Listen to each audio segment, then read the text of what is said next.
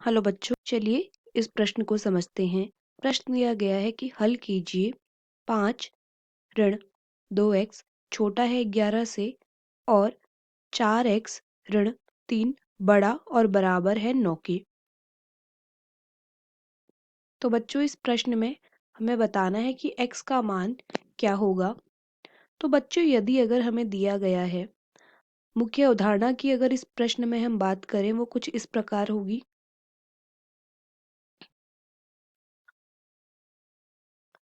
अगर हमें एक मान मिलता है x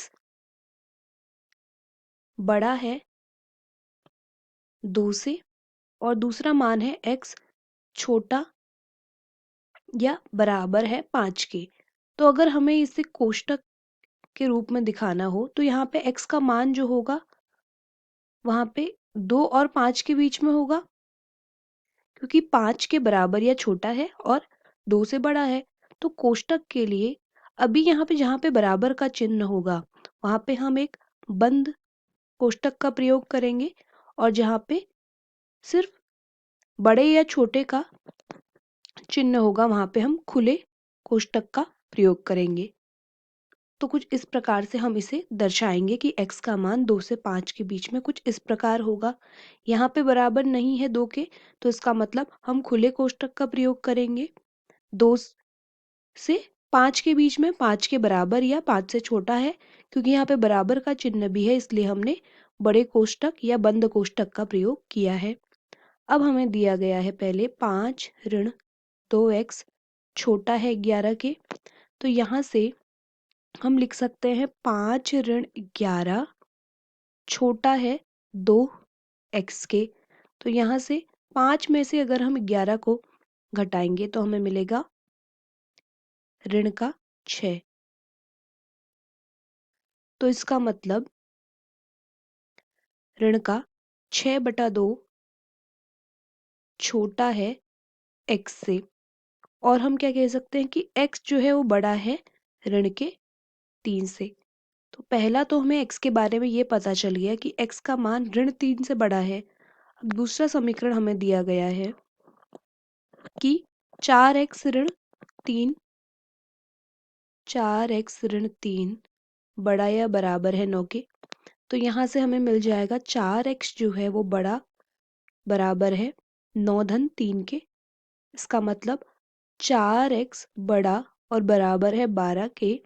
तो x का मान बड़ा और बराबर होगा 12/4 के। इसका मतलब x का मान जो है वो बड़ा या बराबर है 3 के।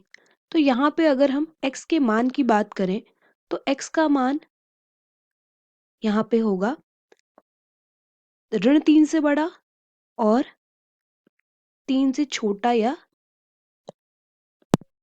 बच्चों यहाँ पर हम ये देखेंगे कि जो x का मान है वो हमने एक तो निकाला है कि ऋण 3 से बड़ा है और दूसरा निकाला है कि वो धन के 3 से बड़ा है या बराबर है।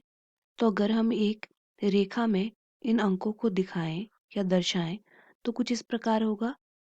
ऋण का अनंत, ऋण का 4, ऋण का 3, ऋण का 2, ऋण का 1, 0, 1, 1, 2,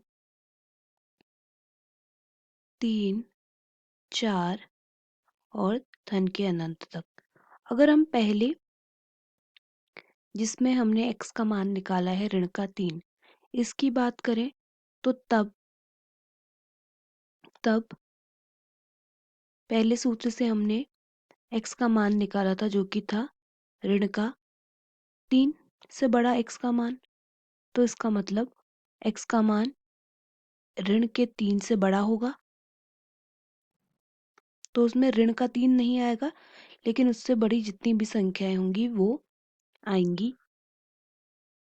अब दूसरे वाले से हमने निकाला है कि x का मान या तो 3 है या तो धन का 3 है या तो 3 से ज्यादा है। इसका मतलब x का मान इससे अनंत तक होगा। तो ऐसा भाग जो दोनों में आ रहा हो वो है धन का 3 और से धन के अनंत तक का भाग।